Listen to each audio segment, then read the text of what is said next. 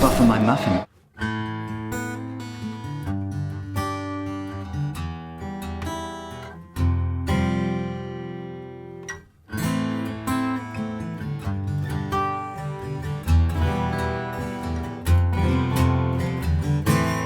Taylor Swift came into my room to give me a gift. Taylor Swift. Then the rain came down on my face. She took it back again, 'cause this lyric's cleaner than the one I wanted to sing. Captain wouldn't let me sing the lyric I wanted to, because it involved. Hey, I'm Chappers. And I'm the captain. And we're here to show you some beautiful guitars from Taylor. Absolutely. Absolutely nothing to do with Taylor Swift. Or any other form of Taylors. Or any present left by ex-Christmas tree growing cultivated pop star.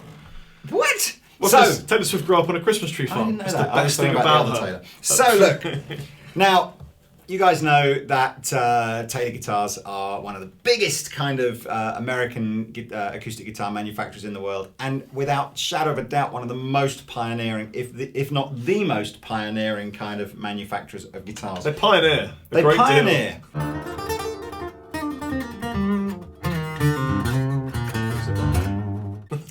And it is our pleasure today to be showing you a couple of the newly designed models from Taylor. They're kind of cool that we're near Halloween and the inlays on that look a little bit as if they could be resembling bats. Bats, absolutely. Yes. So this is the 600 series. It's been in the catalogue for a while now, but this year has undergone a bit of a transformation. So I'll give you the backstory, Rob. Bob Taylor, been making guitars for over 40 years, and I guess if you were to look at where Taylor, I think, are different to perhaps Gibson and Martin, not entirely, but predominantly Gibson and Martin build guitars to try to maintain heritage, and they are always harking back to kind of like, you know, techniques and methods of how guitars were made in the early days. A little bit like Gibson do with the true historic Les Pauls and all that kind of stuff. Because they got it right back in the days of yore. Yeah, because they were fabulous back then, and those old guitars nowadays are very, very desirable. But Taylor have always gone at a different way. So Taylor is always about what can I do to improve manufacturing techniques and production techniques and cultivation, even down to like the cultivation of timbers and working with timber merchants and timber growers, to just try to question, you know, why do we build guitars in such a way? And is there a better way that's either everything from more environmentally sourced? Well, yeah, just conscious of the impact you're having on the environment, right through to just, can I make a guitar that plays and sounds better?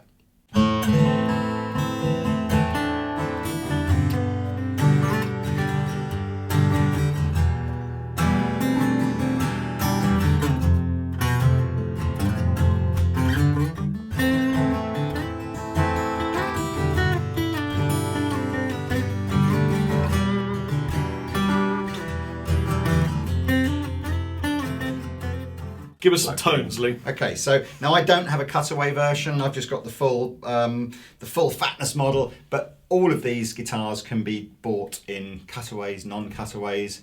As I said, multiple different shapes. So if you're thinking, do you know what, I prefer the smaller bodied ones, there'll be one of those for you as well. But I'll put a link in the description where you can find out. So I'm just going to play some chordy stuff.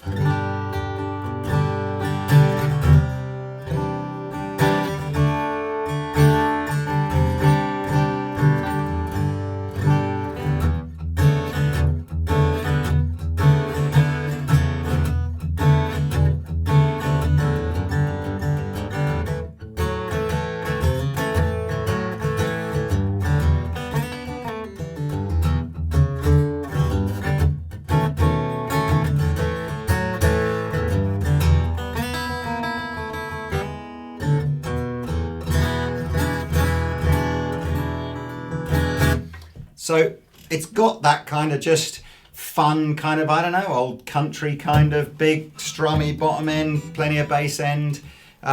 Just makes you want to strum it, you know, it's fun. Yeah. So It's nice and fat. Mine's Cutaway. Does sound different, quite remarkably different. Just that little bit missing, but then it gives you all that little extra space to play the little widdly high notes. Not that I'm going to be doing like that on this kind of guitar, but feels great and easy to play. So your guitar is the 14 series, which is the most popular shape in the Taylor range. What will put people off of guitars like this is physically just its size. So if you're anything less than a sort of a 6'6" kind of chappy, you're going to look a bit perhaps dwarfed by. But you're this 6 guitar. foot, aren't you? Yeah, although even on me it's a big guitar, you know, and it's not. It's perhaps not as comfortable to play as a more compact guitar. Particularly the waist of your guitar is nice and compact.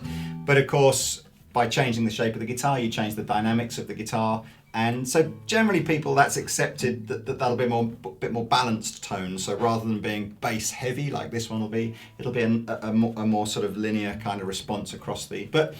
And of course, every different player is going to make it sound different as well. But yeah, so if you ever just do the same as I did, just a load of stuff.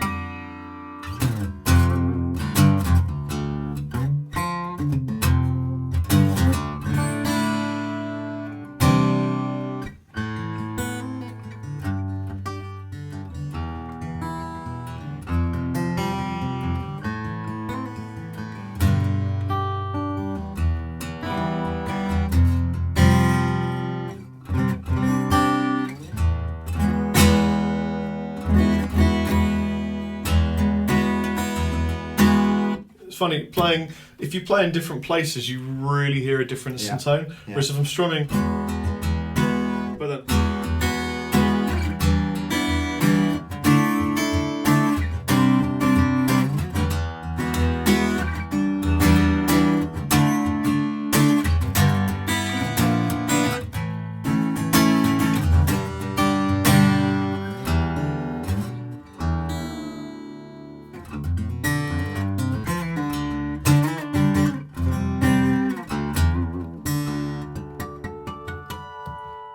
within the Taylor range, it's a really, really easy range to understand.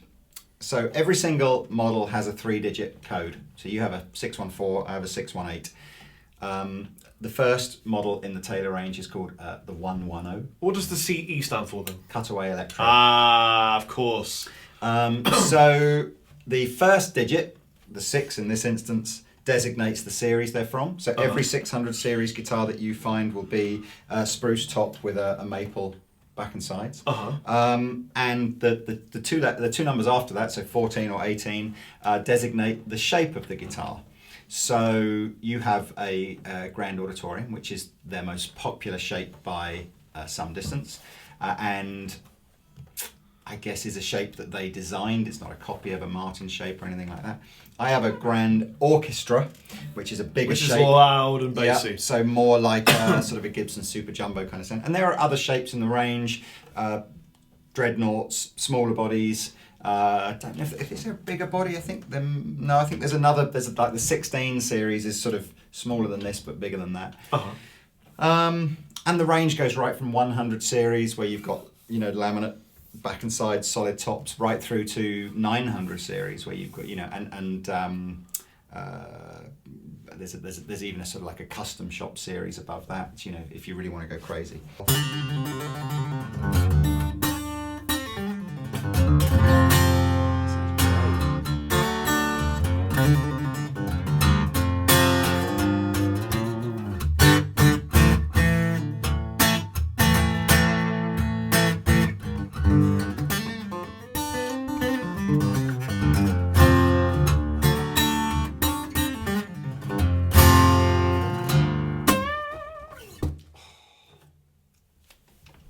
years ago, a chap called Andy Power joined Taylor.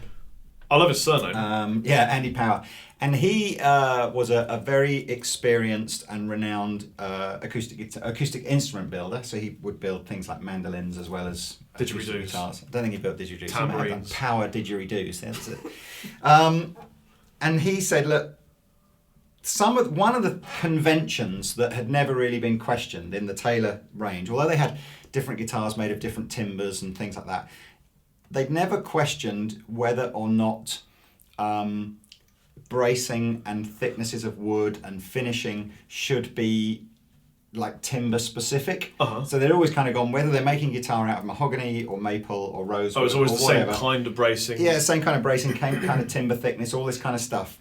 And Andy Power kind of went, well, let's challenge that. You know, what if I look to try and design bracing and timber thicknesses and things like that that are absolutely optimum to every single model in the range. What a hero. So he started with the 800 series a couple of years ago, and the new designed 800 series was kind of like generally recognised as probably the best new acoustic guitar of the kind of the modern era.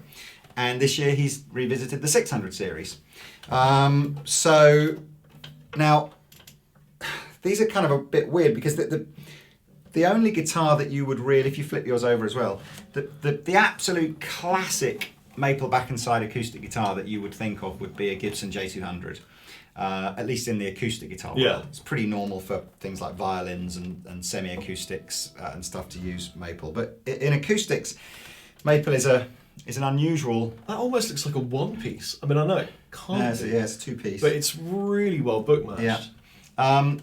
So they took the maple, and Andy kind of discovered that the preconception that we all have about maple when we're building acoustic instruments is that it builds perhaps a very bright, almost unwanted amounts of brightness to the guitar.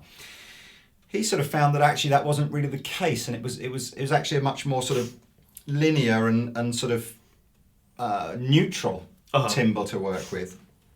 And that actually you could make the guitar however you wanted it to sound by just adjusting the shape of the guitar and the size of it and the bracing. Moving the bracing around, that kind of thing. So he was quite excited to work with the maple the maple stuff. But and similarly or simultaneously, this was when they started to work with this idea of torrefying the wood, which is this sort of artificial aging process. And I know Gibson and Martin and Taylor are all trying to understand what it is about a 50-year-old guitar, a 50-year-old acoustic guitar that just sounds better, if you like, than a brand new one.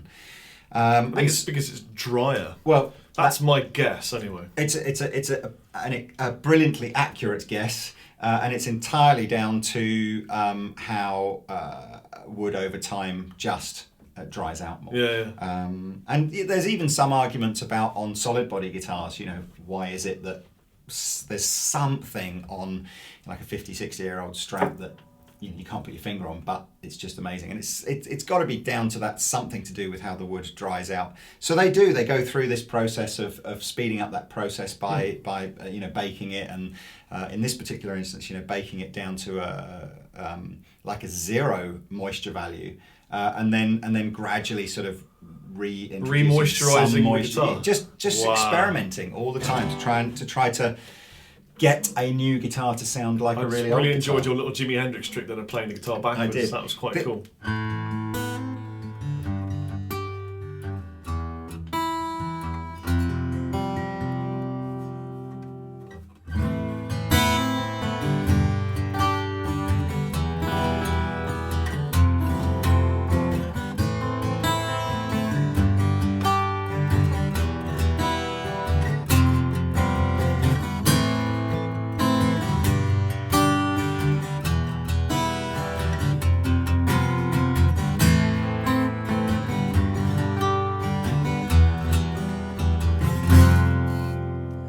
The other thing, which I think on the 600 series hasn't been done before, is a combination of the torrefying the wood, but then also adding this sort of dark stain, means that it doesn't look like your conventional Gibson J200, where you've got essentially the flame maple is done in the natural sort of yellowy kind of stain.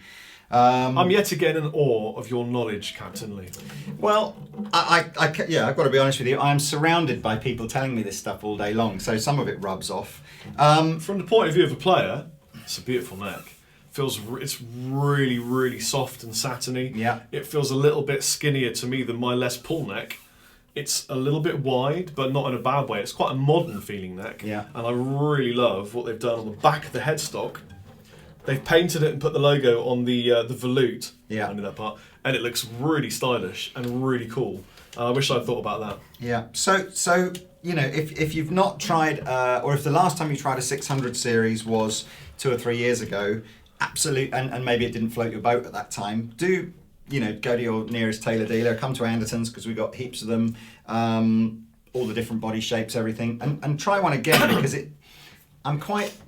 check this out. This well, is the first thing that Lee said when he played one literally like half an hour ago was, it sounds like a 12-string. Yeah. Because it has so much low end and so much kind of this unearthly tone.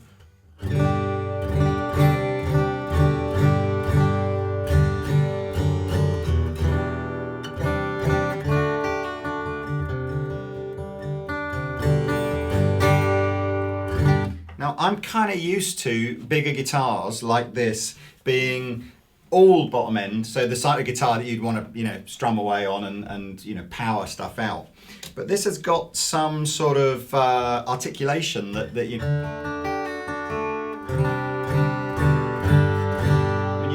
can definitely hear that bottom end going dun dun, but not necessarily at the cost of any of the other notes, But also, from my point of view, I was stood at the other end of the room and I immediately felt the low end. Yeah. It's quite a projectile guitar. Yeah. Not that it's particularly, what do you call it, when it's just in one, it's not directional, it spreads out, but I really felt the low end. Yeah. It was quite impressive. This is a beautiful guitar. What you're hearing, by the way, is a mix. We're trying to emulate a room sound, if you like. So we've got a ribbon microphone about 1.5 meters away from us. The little pencil microphone's right up, and I should mention that again, another area that Taylor have pioneered is in the pickup systems that are in here. So this is the latest ES2 system. So Rob and I have got the same system, and they've gone back to using a piezo style system. So for a while earlier electroacoustics from Taylor had different sensors in different parts, and they've ended up back in the sort of piezo region. But rather than putting the piezo pickups underneath the bridge saddle, which is the traditional place for them to go, they're actually slightly behind the saddle and in the bridge now. And I don't know if we'll do this on close-up, but you see these little 3. Oh, yeah. Each of those is like a micro adjustment so that you can adjust the sort of the response, if you like, of the 6 strings. And the little red light inside the sound hole is just to show that there's battery power? Yep.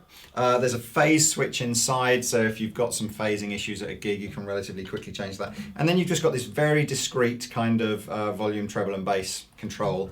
So what you're hearing through the system here is actually a combination of all 3.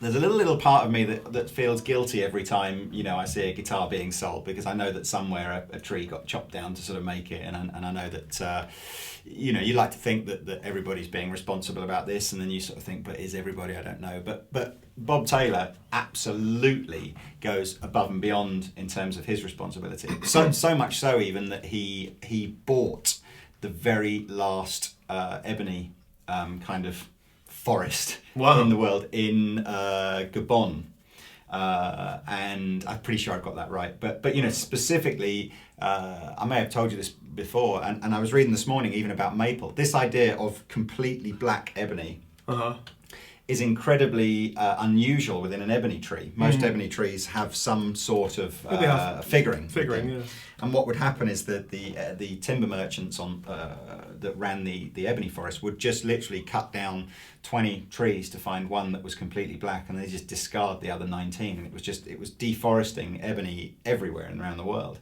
And do you know what? Amazingly, flamed maple is similarly rare. And there was an article I was reading the other day saying that there's a plot of land, about 15 or 16 hectares of land in America that's been earmarked for development, housing and building development. So they're going to deforest it, and you kind of, let's forget for a moment the sort of the environmental sort of arguments for that, because it nothing to do with anybody that built guitars. That was going, and within that area there were 3,000 trees. And most of the trees were some sort of tree that was used for more, building and just general hardwood stuff. But there were 80 maple trees within this 3,000 trees, and only one of that 80 trees actually had any kind of figure. Wow. But the guy that's one of the guys that Bob Taylor is working with has worked out that actually if you cut down a maple tree, it re-sprouts. It's one of the only trees that re-sprouts. And whereas if you find a tree that has flame maple in it, and you just take the seeds from that tree and replant them, it's completely hit and miss as to whether or not the tree that grows from the seed has flame maple in it. Right.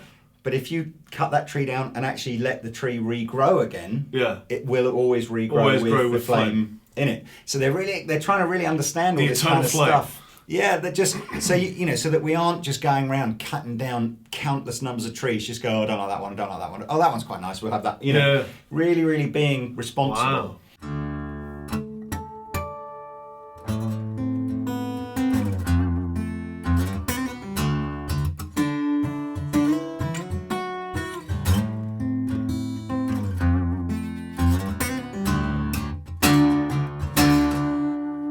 It's very nice. So, and you're completely right. They've done some stunning. I like the wooden scratch plates. Love the wooden scratch plate. Love the sort of I don't know what these are, kind of like bat style inlays. They're not bats, are they? They're like some sort of flock wallpaper sort of design. An angel or a bird. And the inlays are nice, and they're not bling. And they're just stylishly nice. Same thing as you rightly said on the volute is just stunning. There's not a lot to sort of not like, other than perhaps the price tag. What is the price tag, Lee? Price tags on these start from about £2,500. It's not about the money. Well, so same as what a nice Les Paul's going to cost you. Well, it's kind of it's like the acoustic Les Paul. It's a bit of heritage. There's three kind of price bands within Taylor guitars. You've got they own a factory in Mexico, which does the sort of the sub £1,000 stuff, where it's brilliantly made guitars, following all the kind of design ethics that Taylor have, but using laminate back and sides and solid tops. Then they've got the American factory in San Diego, where these are made. They do a couple of series where they're sort of not using exotic woods, and there aren't all the flashy bits, and perhaps they're not gloss finished and all that kind of stuff. So that's like the 300 and the 400 series, and they're kind of what I would call like your semi-pro value. So they're guitars that are going to cost you like £1,300 to £1,500. So still not cheap, but kind of like really good pro working instrument. Yeah. And then they do the 500, 600, 700, 800 series, which are all around about the 2,500. And they're like, and where you just it's the no hold bars. It's like, right, let's just use all the sexy stuff. Yeah. No, don't hold back. Just make whatever guitar you hand polished by Taylor Swift. Yeah, absolutely. So there we are. I kind of feel like. Oh, that's great.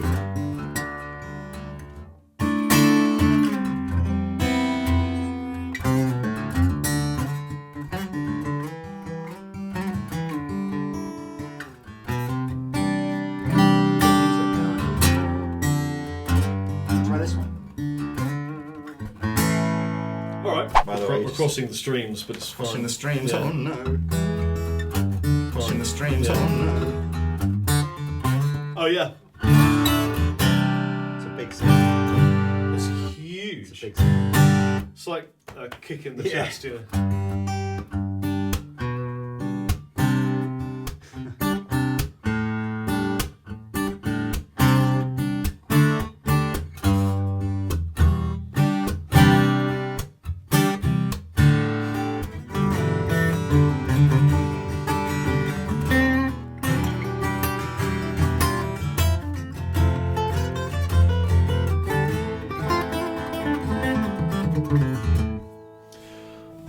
not going to lie, I find it quite difficult to play lead on these because they're such a different feel from what I would do. And I'm not really an acoustic player, but I absolutely appreciate the tone. Yeah, if I was tracking a bit lot of it acoustic, is because they're out the box. They're like 12 or 13. I think they're 12 gauge strings. Yeah, I mean, I would want to drop this down a tone. And you'd want to drop this down. So, but I'm always kind of conscious. It's funny you say that dropping down a tone. I'm always slightly conscious with acoustic guitars that they're very much, the Andy Power or whatever, whoever the designer of the acoustic guitar is, would probably have taken concert pitch tuning as his reference point for adjusting everything. So I'm always slightly conscious that if you do the demo in anything other than concert pitch, you run that slight risk of, it might sound amazing, but you run that slight risk of maybe it doesn't quite sound Well, amazing. let's see how it sounds. Oh, you're dropping, are you?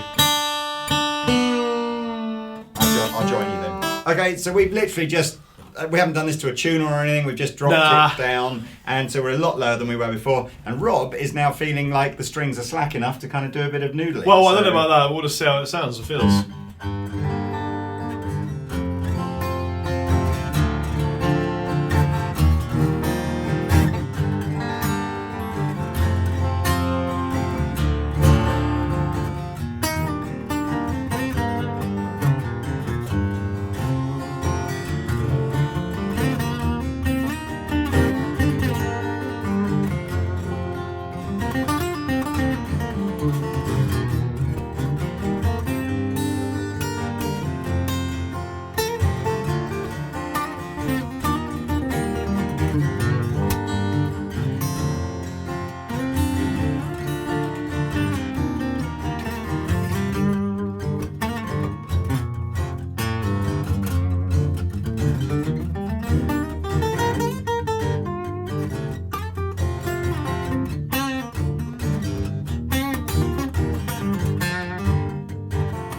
Yeah, I prefer a detuned acoustic, but I mean it does change the tone radically. Yeah. Absolutely right. And you want different strings too. But great guitars. Absolutely Really great nice guitars. Love the inlays, love the look, love the feel. Well, we'll do some sexy sweets. You get a beautiful case with each one as well. Oh, I smacked my mic there. Sorry about that. You get a nice hard case thrown in with the price. You get a hard case with pretty much anything in the Taylor series from about 300 series and upwards. Really unusual to have nothing on the back of a headstock. In what sense? Oh, what serial number wise you mean? Well, it's in the sound hole, isn't it, the serial number? It's in the hole, is it? It's in the hole. Oh yeah, I nice, got easy 106265010. Battery compartment. So again, I smacked my mic again. Sorry about that. Don't wear headphones. You can see on here, again, perhaps we'll do a sweep, whatever, but that's where the batteries go. I mean, look, £2,500 buys you a nice guitar, pretty much whatever brand. Second-hand Volvo, to be honest with you, or a second-hand Volvo.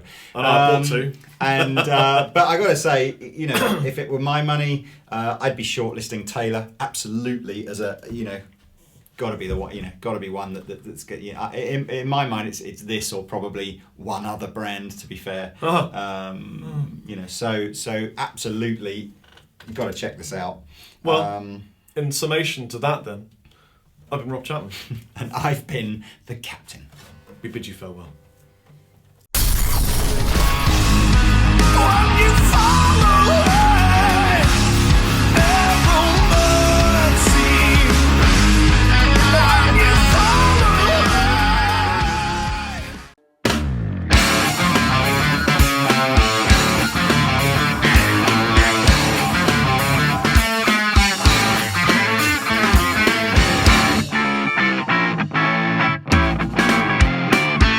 It's all British.